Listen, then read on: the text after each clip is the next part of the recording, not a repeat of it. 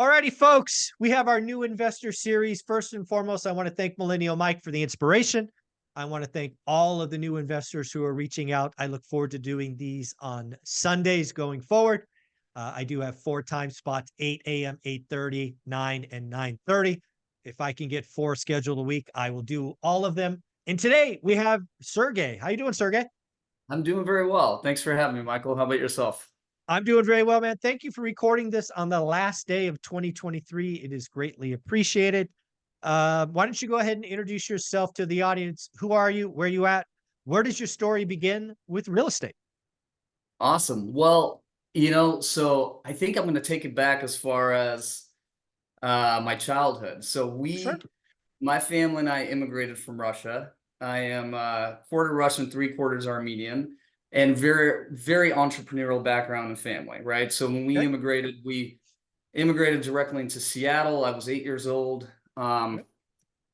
My father got into business right away. He even started businesses in Russia, which was very difficult to do at the time that we did it when the fall of the Soviet Union was happening. And let's just say he was in that very entrepreneurial guy. He took the money that he made, worked extremely hard, super hard, probably hardest working guy I've ever met in my entire life. And he ended up doing very well for himself. Started an export import business. Eventually took that money, invested into real estate, had it working really hard for him, right? And like I said, when I say he worked really hard, I mean, there were times where he slept like 3 hours a night. It was crazy, right? And very intense guy. And so I saw that kind of eat away at him, and eventually he came down with cancer, passed away, unfortunately. And he was my family's kind of rock, if you will. But Okay. one thing that I always took away from him was, where could I meet in the middle where I could take care of my family, but also be able to make the type of income that he was able to accomplish. Mm. And for me, that was passive income, like real estate, right? In your case, Okay. in my case. So eventually, I never ran a business.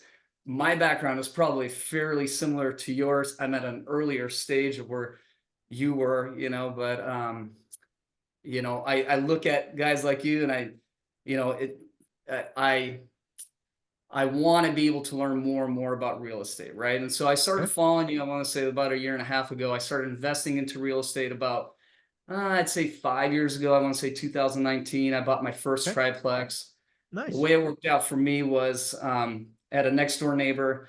She's a property manager, Sarah Hale. Shout out Sarah. I'm sure she'll see this at some point. And we started talking. I said, "Hey, how can we get into real estate?" Right? I was very sort of risk averse. I didn't want to take the first leap forward, but I was willing to do it with someone who had a background. And so Mm. we started looking around. We talked probably for easily 6 to 8 months. And quite frankly, I don't know that I'd go into business with just anybody and everybody. It was one of those moves where, we had the same thought process, friend across the street, right?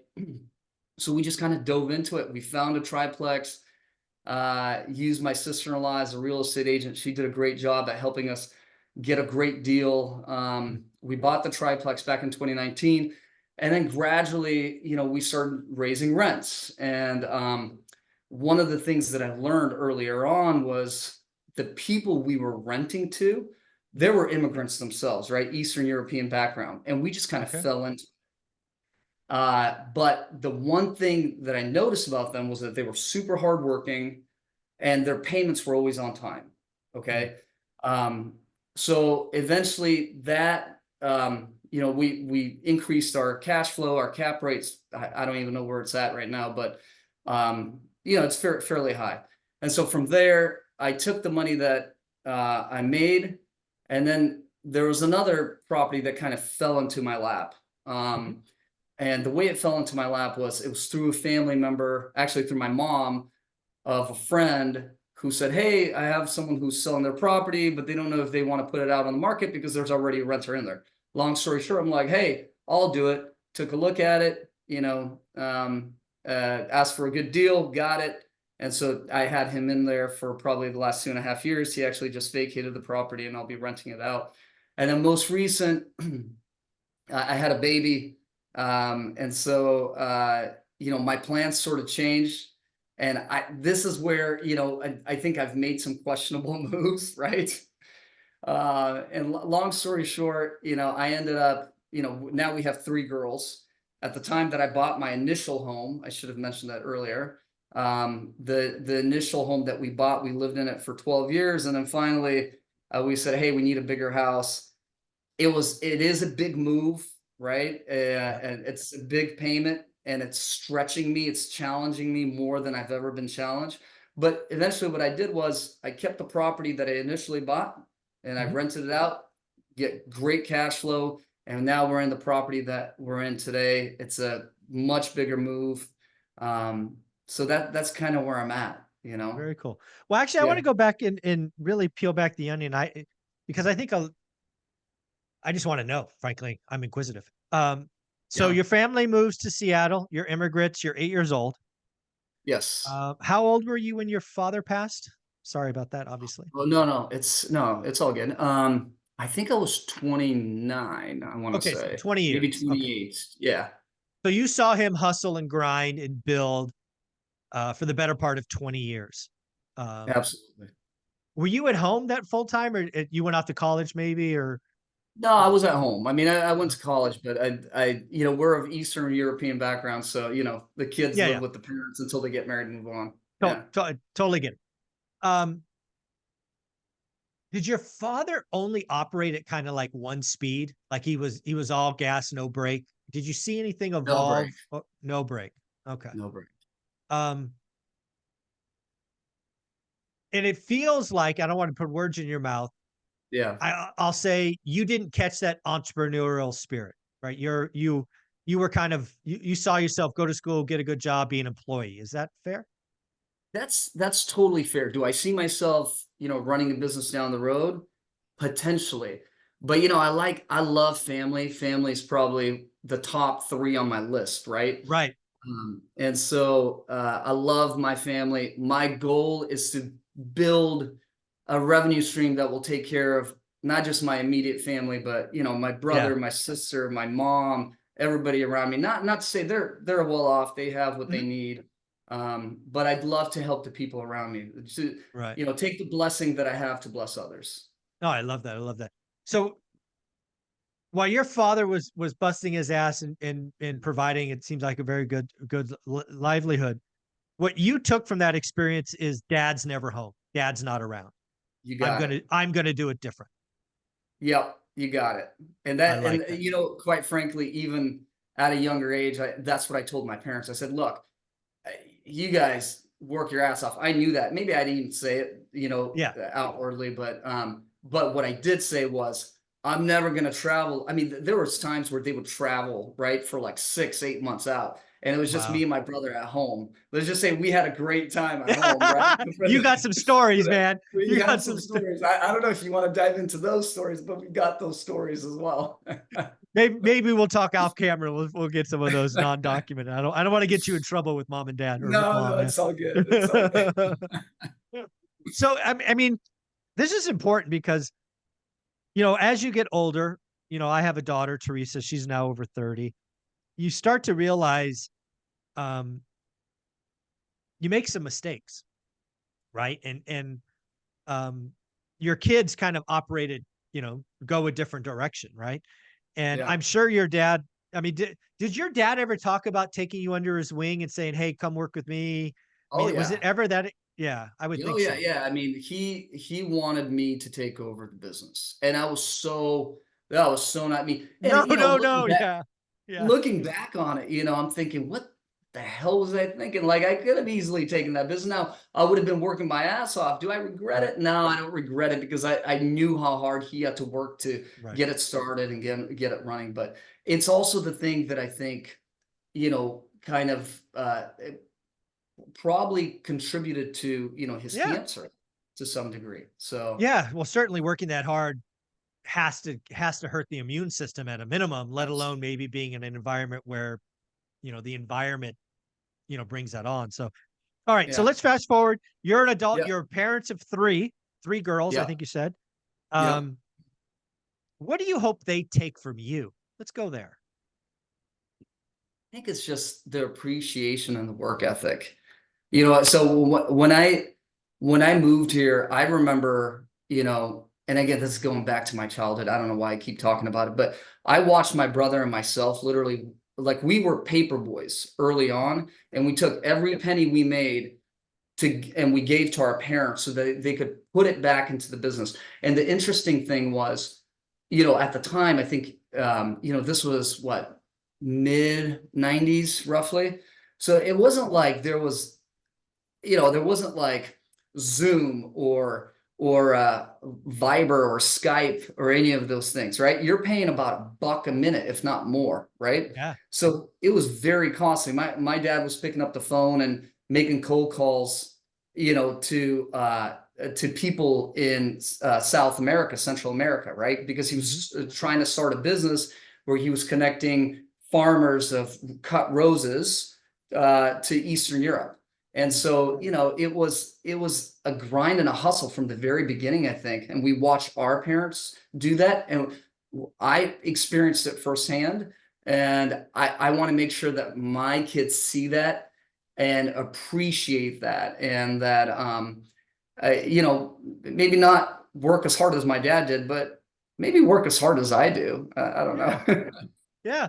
Well, there's certainly something to be said for effort-based, for family support, all of that, providing, right? Those are all big Yeah. things.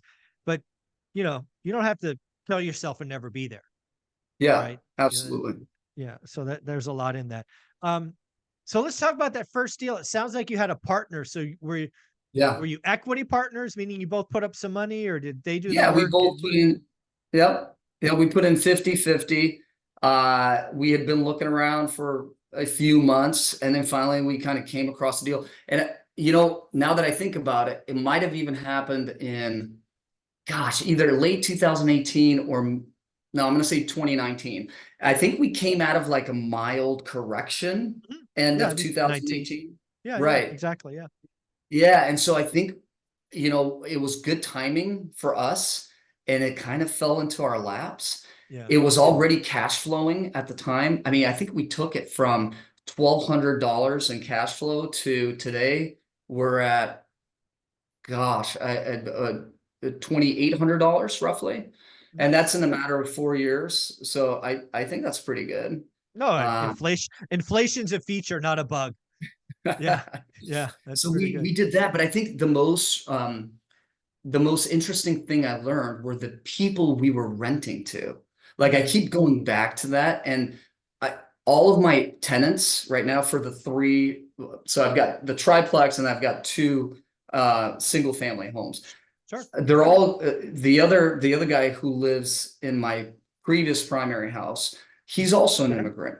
And I hate to go against the grain. Most people say, hey, I think I've heard you say this too, like at least a 650 credit score, make sure they have you do a credit background check and all of that. But most of these immigrants, like, they're all hustlers, they all work hard, and they don't want to let you down because they don't want to go against the system, if you will, right? Right.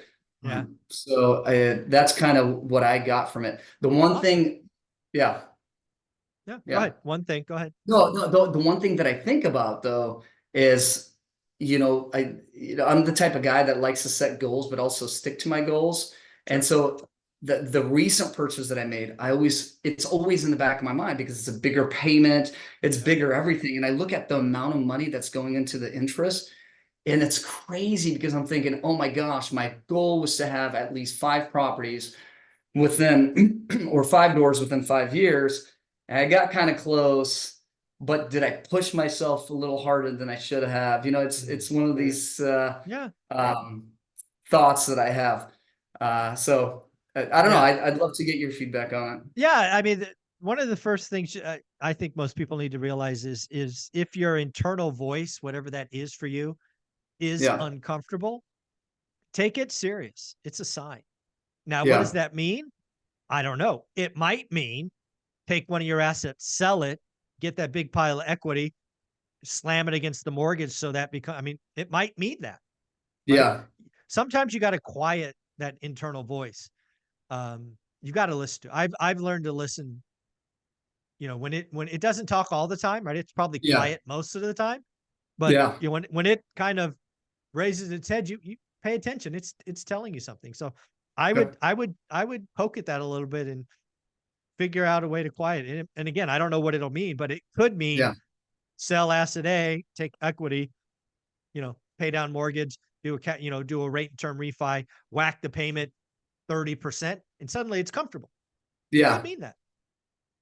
And that was one of my goals going into it. I said, okay, I'm going to pull my line of credit. I'm going to get into this house. My interest rate is 6.5%. I'm kind of hoping for at least 5.5. Then that way, or if I could get to Yeah. 5, that'd be amazing. Cash out refi, pay off my line of credit, lower my payment, and then hopefully at that point, Yeah. keep all Start my again. homes. Yeah. Start again. Right. Yeah. The thing I hate thinking about, Michael, is selling a property that has a 3% interest rate. Oh, no, I just keep going back to that, yeah, I think the chances of you and I as investors seeing a 3% mortgage rate in the next decade is not great. I get it. Yeah. Yeah. But that voice is real, man. Yeah. And you know, I can only tell you what Olivia and I would do. And let me tell you this much right now, if Olivia's little voice was screaming, we're living a little bit too close to the edge, believe me, that house would be sold in a heartbeat. I feel like that's my wife too. Yeah. Again, you gotta remember, I mean, I talk about getting the 4, you talked about getting the 5. You don't have to do it in 7 seconds, Sure. right? Sure. So lots of people in the game get started, figure out how they can move equity around, borrow from 401ks, all the things that I've talked about, but they do it all in a 7-second window as opposed to 7 months or 7 years, depending how fast they Sure. want to go. And just sometimes you get too close to the edge and you gotta, Yeah. you gotta go backwards to go forward sometimes. So That's a I good don't know point. what the right answer is for you.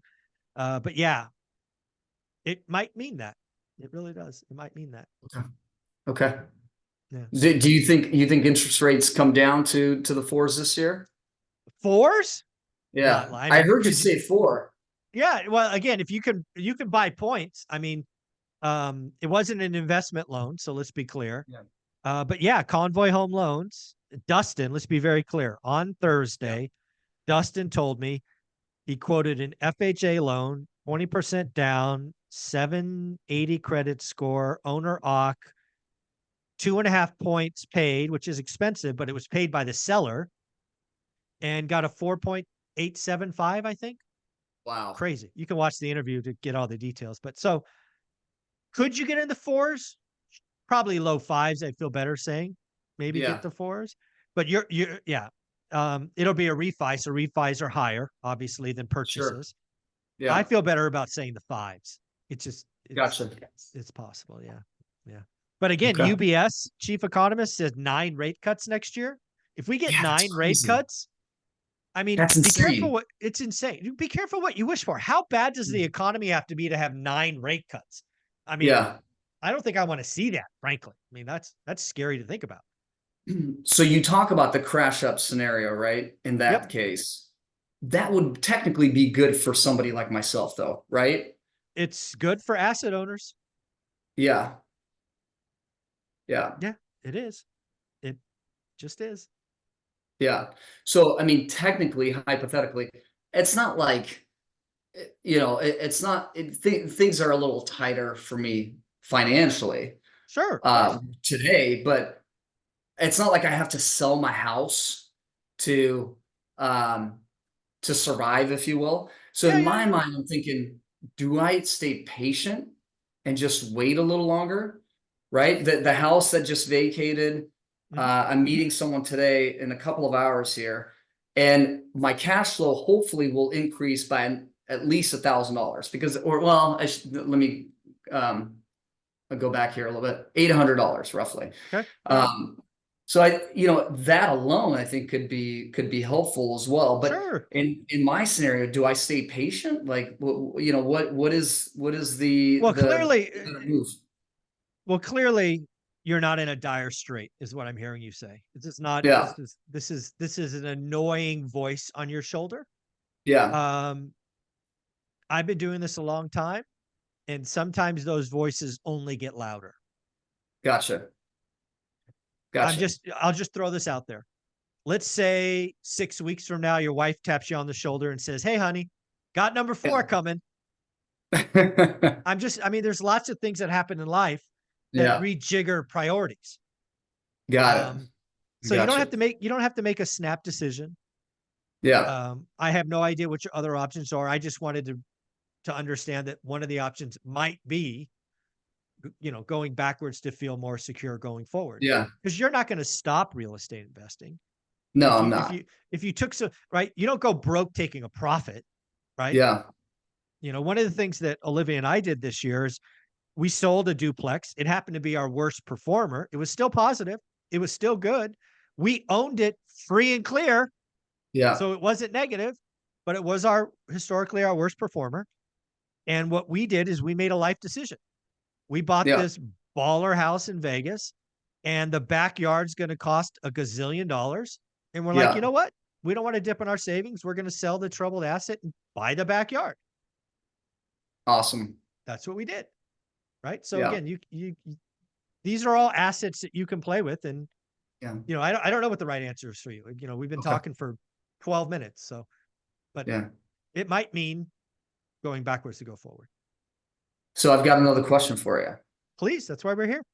All right. So my next, I'm always thinking ahead. Like, what am I going to Yeah. do a Yep. year from now, 2 years from now, 5 years from now? Mhm. So Seattle's getting expensive. You know that. Yeah. Oh, And I'd love to keep more. I'd love to buy more locally because that's easier for me. I understand Sure. it, but I'm not sure if it's realistic, at least in the short term. So what other markets do I look at? Like, Well, that's a dealer's choice. I can tell you what Dion did, and I think you've heard him talk I'd about love to. this. Yeah. So Dion invested relatively local. He self-manages everything. He got to, I think, 16 units, retired financially free. His cash flow kept stacking up. He needed to buy something, but nothing Yeah. worked. It was too expensive. He's in Seattle, Washington area, Okay. wherever, Okay. Washington area. And all he did is he went out a half hour. Just by going a half hour outside of where he was comfortable for 8 years, suddenly opportunity exploded off the page. So the first thing I would tell you to do is don't rush to out of state. I think a lot of people rush to Gotcha. out of state. Gotcha. Just go 30, maybe 60 minutes and just see because you could still get there. It's not, it's not an $800 flight. It's a Yeah. half hour on the freeway. I think a lot of people rush to out of state when they don't check, just a little bit farther away. So that'd be my Gotcha. first piece of advice. I love that. I love that. Awesome. Yeah. Do you have any more questions? Maybe you came with some other questions. Oh man, I know after we finish this interview, I'm gonna be like, why didn't I ask him that?